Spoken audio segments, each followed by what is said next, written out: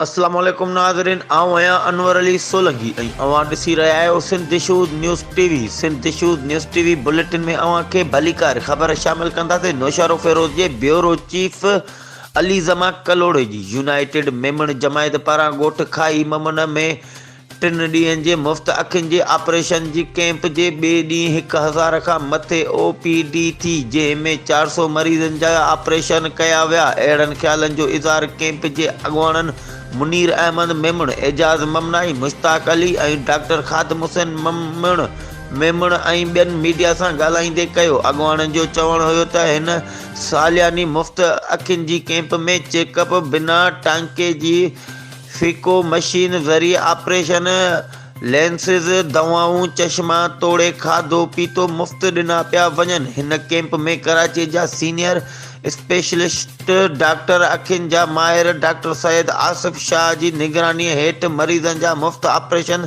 थी रहिया आहिनि। अॻुवाणनि इलाइक़े वासियुनि खे अपील कई त हीअ कैंप अञा सुभाणे बि जारी रहंदी। इन करे हिन कैंप मां अखियुनि जी बीमारीअ में मुब्तला मरीज़नि ऐं बेपहुच माण्हुनि के वध खां वध फ़ाइदो हासिल कनि। ही हुयूं हिन वक़्त जूं अपडेट्स। वधीक ख़बरुनि ऐं अपडेट्स जे लाइ ॾिसंदा रहो सिंध दिशूद न्यूज़ टीवी।